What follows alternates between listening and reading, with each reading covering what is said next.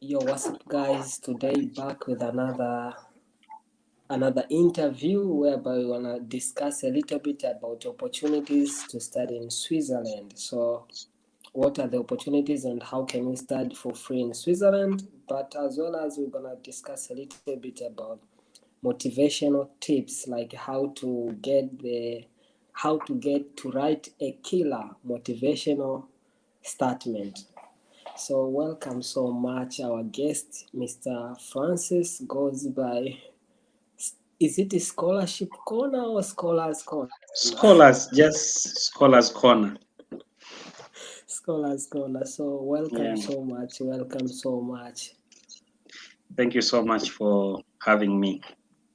You can introduce yourself a little bit, what you do, so that people can get to know and to check on you. But also, then we'll jump to the topic of today. Okay, my name is Francis Daudi, and the part of um, scholarship, Scholars Corner, and I'm doing my PhD here at University of Basel, Switzerland. Okay. So that's a bit briefly. I'm doing my PhD at University of Basel. That's simple, and also I'm working as a research associate at the same university. Yeah, but he also has a platform or his YouTube channel whereby he bridges majority of the opportunities to study in Switzerland as well as other parts of the world. Yeah, you're right. Yeah, so today let's dive a little bit. Can we share a little bit about the tips on we can start with motivational or let's start with the scholarship? Yeah, both are just Yeah, good. so what are the opportunities available like it for international students to study in Switzerland? Yeah, Switzerland, like any other developed country, Okay. the Swiss government is normally offering some scholarship of opportunities, mainly for masters and PhD. Not that much sure about undergraduate scholarships or bachelor's degrees scholarship, but I know there is Swiss Excellence Scholarship, which is actually focused on candidate from developing countries, and that is largest scholarship maybe in Switzerland for masters and PhD. And also there are thousands and thousands of scholarships offered by universities under umbrella of Swiss National Science Foundation. And really, I'm one among the beneficiary of that kind of scholarship.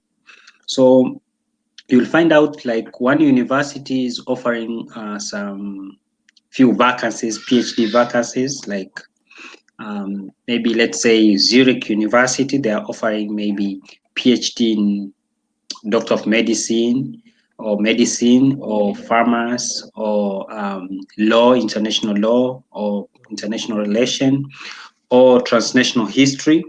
And they normally outlined what are the eligibility criteria and also kind of documents they require. So you'll have to apply direct to university, and then you'll be funded by Swiss National Science Foundation. That is two major scholarship schemes which I'm aware about. Yeah. Okay. And what is the language of instruction, like the medium of language? Is it English or Swiss? I don't know if there is Swiss language. Yeah, actually, normally in any other countries, they have one national language. Like if you go to Tanzania, Swahili is our national language.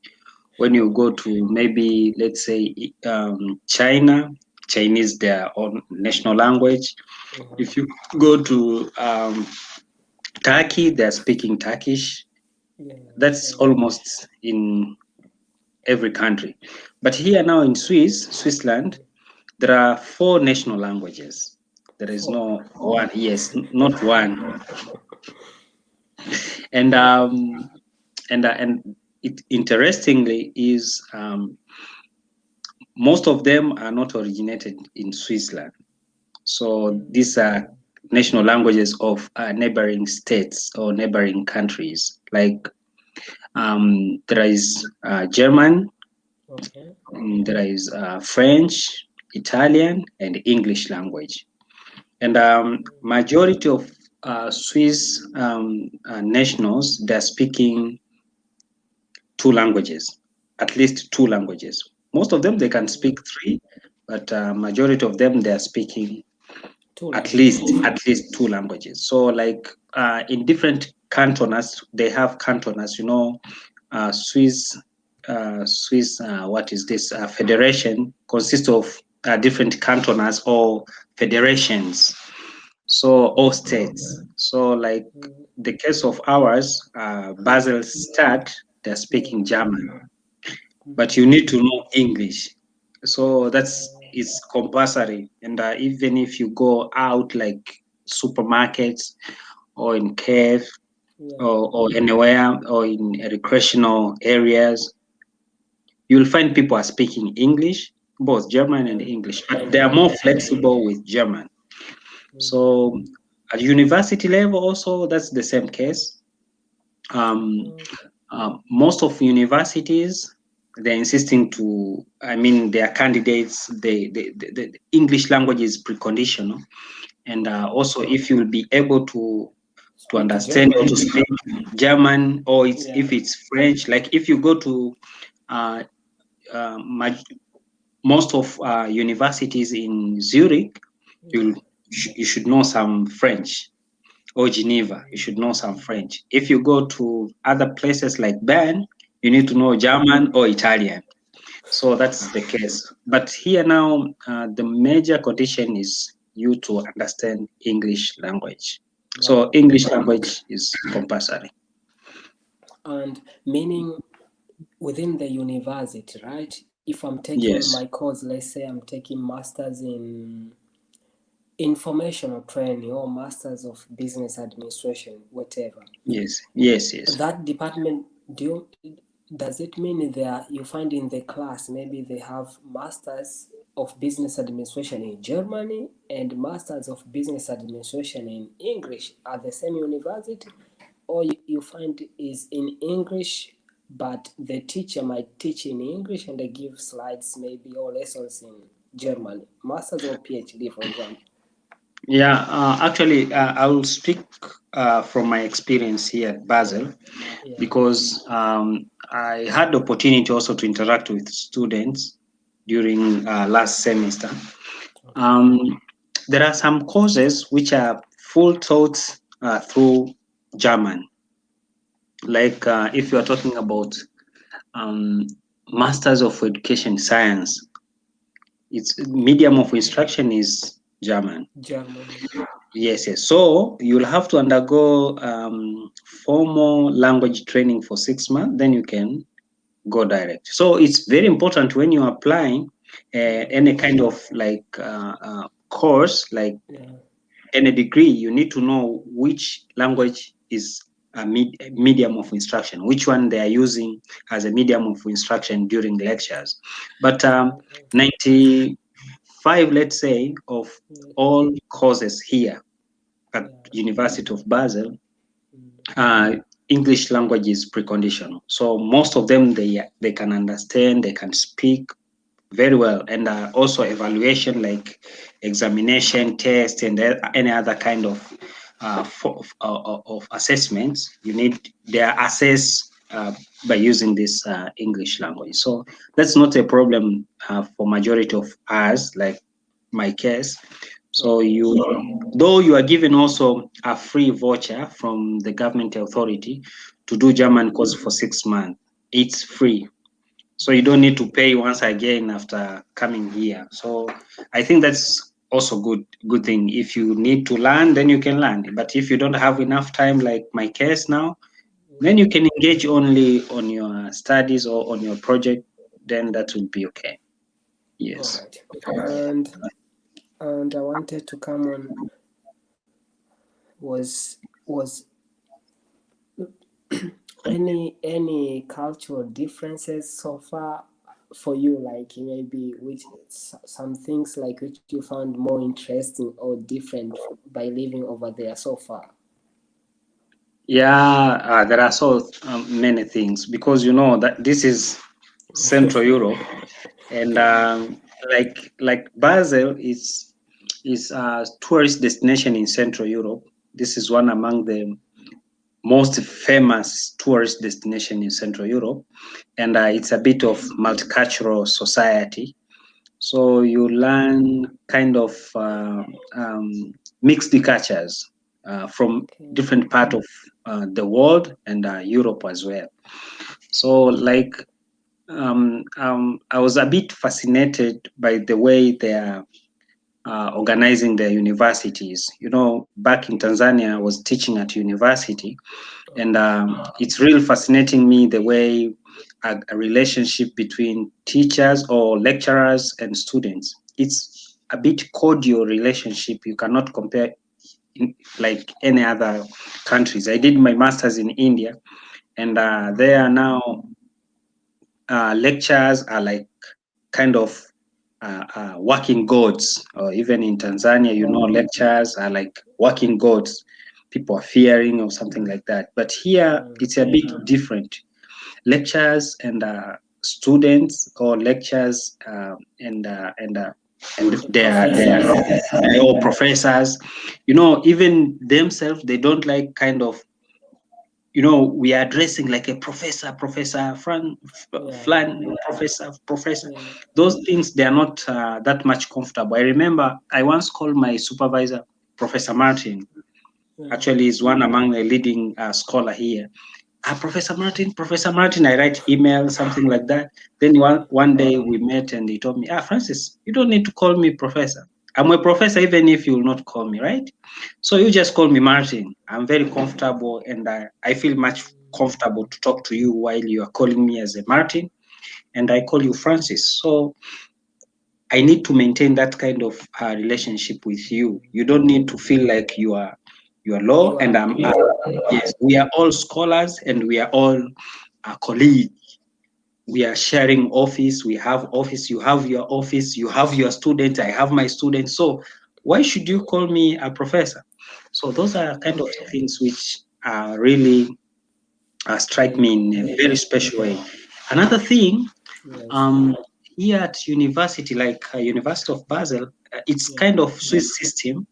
You are getting free stationaries. Like Free if you, stationaries. yeah, like if you want to make photocopy, it's free. You're just using your card, you get it. So even if you want materials, like if you want to Print like something files, maybe. Yeah. you want pen, you want highlighters, you want color, you want paper, rim papers, everything you get for free, just for free. So this is kind of things which will not normally Fun. actually Yeah. you Yeah. can find in Yeah. any other places. But also the way they let me use this term, the way they um, appreciate other cultures. Like when you come here, you know, maybe you are from Africa, you are from Asia, there Yeah. are diversity. Yeah. They Diversity. embrace diversity. So, and they will arrange like kind of multicultural events. You can go there. You can learn how they're doing their things, like Arabs, like Indians, or like Africans, how they do their cultures. And you are also invited with your own things. So they really accept your opinions, and it's really kind of educational. I think Switzerland is one among the most democratic um, country in particularly on the aspect of education, because you'll have enough time to discuss and agree, and you can disagree. So even my professor sometimes Yeah. I can come up with new idea, and he will say, "Yeah, I'm not sure. I don't know this, but because you have propose that this is an argument, then you need to defend it with vivid example, then we can agree. So that is kind of things which actually strike me, as I mentioned, in a very special way. So even myself now, mindset has already changed. So when I go back to Tanzania, I'll be able to have a bit liberal and open the room for discussion with students or colleague. So that's very special, yeah. And actually, which is the good thing, because you get freedom, you know, to discuss and even to get maybe probably the way you are doing the things are wrong, right? Or there are some lack of something, but when you discuss, someone gives opinion, defends them, you evaluate, sure.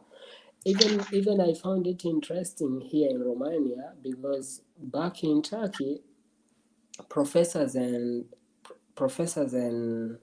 students also are, you are not so close, like there is that limit, like, but over here you can find you are with your professor in the same group, WhatsApp group, like chatting, okay, you say even like this, what discussing, which you didn't have that over there. You find like there's someone giving order, the class will be at a certain time, that's it. But over here you discuss, okay, can we do our class at 2 p.m.? No, professor, it is too early. Let's do it at a certain time. You discuss.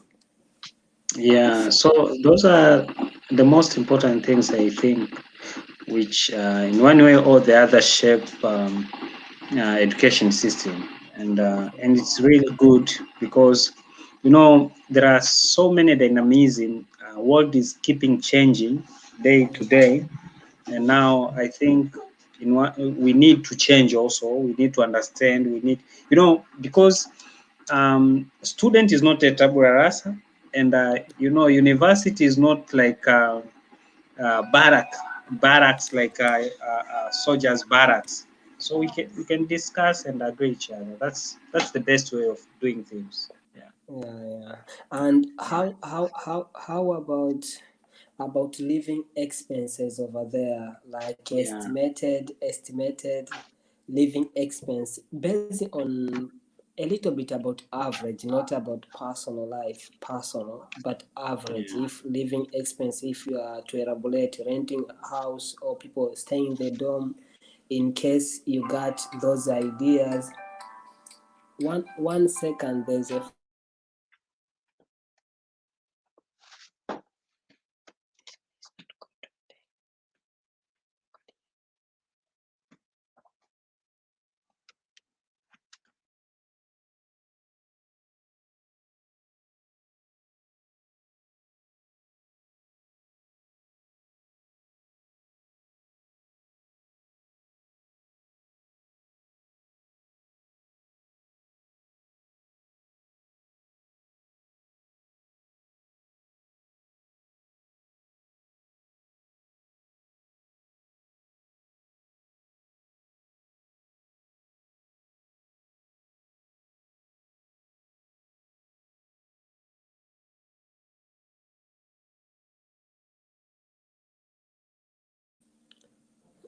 yeah,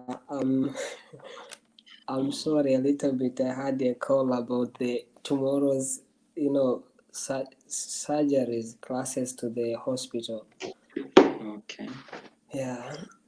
Yeah. So how about the living expenses? If you are to elaborate on average, basing on personal, if you are to estimate like about at least this average. Yeah, possibly, or perhaps you are aware that Switzerland is one among the countries which the life expenses is a bit high. In average, you need at least something like 1,000 US dollar to get a room for rent per month, and also maybe for groceries, you need something like 400 US dollar per month. So it's a bit expensive, and I normally recommend people, I mean students or candidates who wants to study here in Switzerland to apply for scholarship or funding, kind of funding, because it's a bit unbearable to pay that much money. Though there are some also subsidies, hotels, cafe, and houses. Like there is some organization like Woven here across Switzerland. They are offering shared rooms, and those kind of shared rooms you will pay something like $500 or $400. I don't think if there is cheaper more than that. I don't. So $500 for shared room you can get, but if you want a full furnished room, you have to pay something like 700, 800, 1,000, and a standard room is 1,000, as I said. But if you want one room and a kitchen, that is studio, you need to pay something like $1,300. And here we are paying Swiss franc, so it's a bit expensive, but you can live. Maybe it's depend like which kind of life you have decided to live. If you have decided to live like a Swiss national, you live different. And another thing which is also very important, people they don't know about this. Um, most of PhD candidate, I mean across the world, Switzerland is paying more than any other country in the world. So like yes, like if you're doing your PhD at university at a Swiss universities, most of them the stipend is ranging 3,000 US dollar to 3,600, something like that. So most of universities they're paying very well. Yeah. So I think that is a bit it's worth, because you have to pay more on other expenses, and also you are receiving more. So there is a good flow actually. So yeah. And do students work like when you get the student visa, right? The student visa, Yes. after you reach there and you exchange it into student permit, residence permit, does it give you some hours to work part-time, let's say in a week? Is it there? And if if it is there, like how roughly, like maybe do they pay per hour, the system like in US or Canada, or they pay you per month? Because I've seen that different countries like in Turkey or here in Romania, they pay you per month, not per hour. Like 1 hour they pay you maybe $12. No, it's not like that. Yeah, even here that's the same case. Here most of students and even university, if you go to our website, you will find out they normally announce temporary jobs from agencies or different organizations, and they are paying per hour, not per not a month. Yes, because it's part-time job, so you don't need to pay someone at the end of the month. Yeah, so university is encouraging also students to engage themselves into what we call it part-time job, particularly for bachelor degrees and masters. For PhD, because you are employed by university, so they are not encouraging PhD students or PhD candidates, because here they are not calling PhD students, they are calling research associate. Yes, or PhD candidate. That's it. Because they are saying students, it's only for masters and undergraduates and lower classes. For PhD, you have a kind of project and you have salarized position. Means you are paid per month and you have to sign a contract. And also you can, like in other offices, like you can be assigned some duties, maybe to teach, like as I told you, you can be given chance to teach, or some office activities or functions. Maybe you'll be student administrative secretary or something like that, or assistant. In most cases is assistant. So, or you can be a coordinator of maybe kind of courses which are conducted in your department or in your office. So they are not encouraging at all, and that's why they are paying more than $3,000 to you so that you can work in their offices. And you should not engage into other activities like, and they believe also for PhD candidate it's not that much good for you maybe to be party time maybe in a supermarket and in any other kind of work which are part time, maybe helping disabled. You can help as a volunteer, not because you need money. So that's why I told you earlier that they are paying more, and actually you don't need to engage yourself into party time. Though you are not you are allowed, you can engage. Like my case, I'm not engaging to any kind of job. I'm only engaging into my PhD program. All right. Any advice on this particular thing about studying to Switzerland? Any advice if you are to advise new incoming student or student who finds it difficult to move One to? minute. Yes. 1 minute, please. No problem.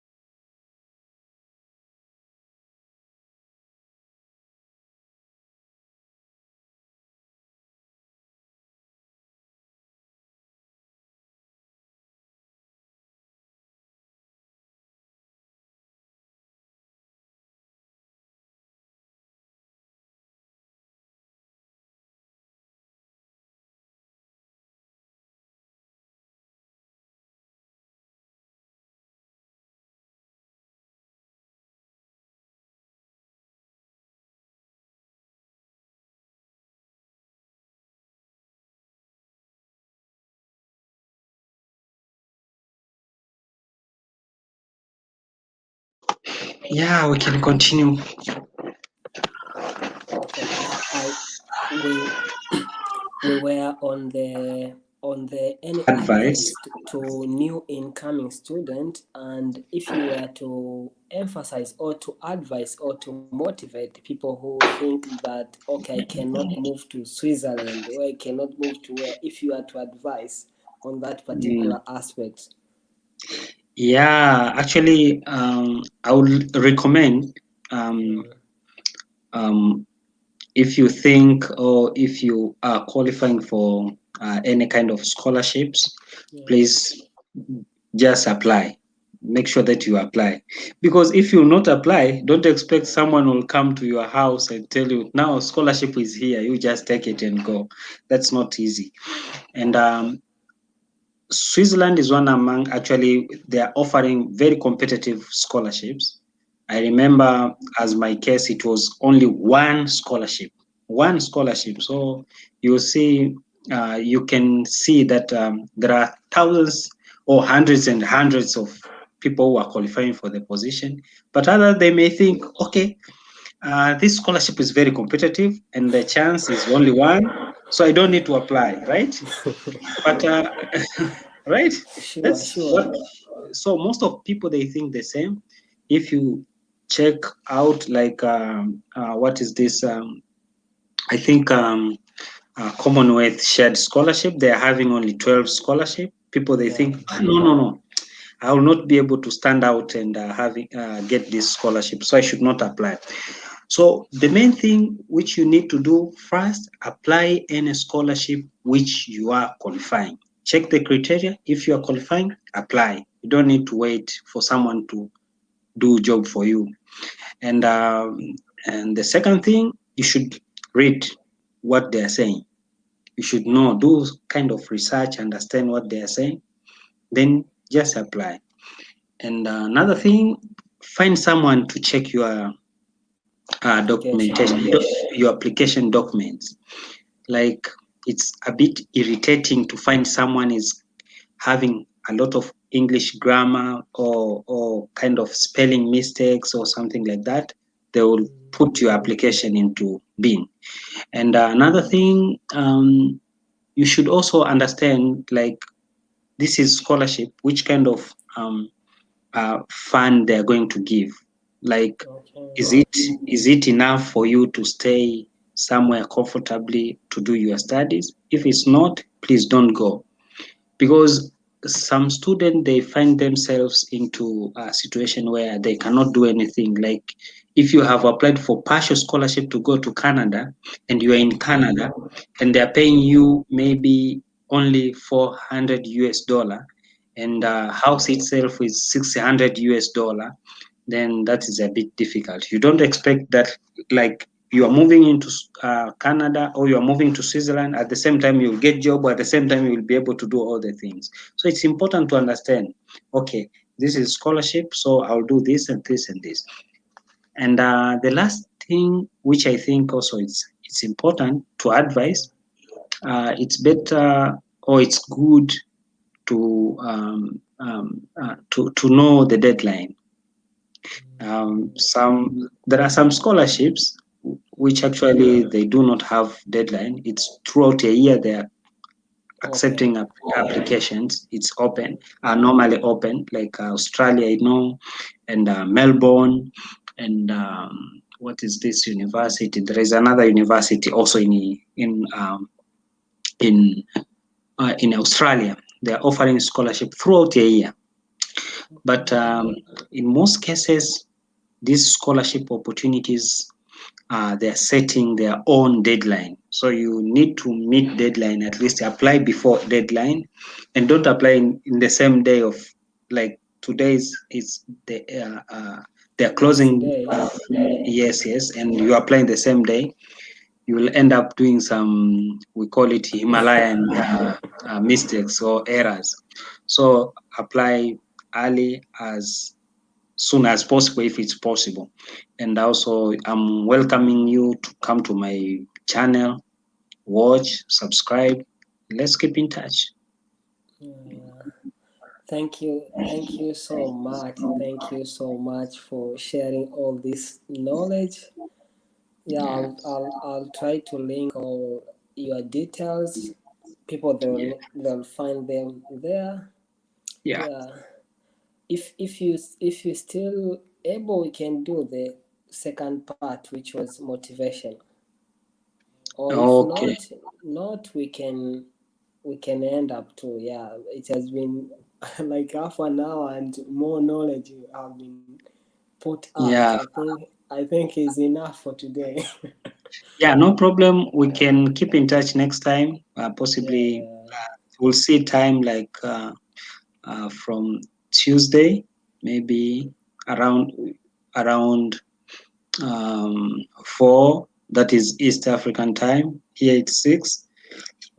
We can do something, or before that, maybe around 5. We can do that. Maybe that's okay. So they should keep on subscribing to Ramosa TV and watch.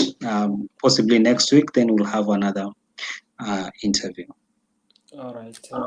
Thank you so much. Thank you so much for your time. Well, thank you so much also for having me. Okay.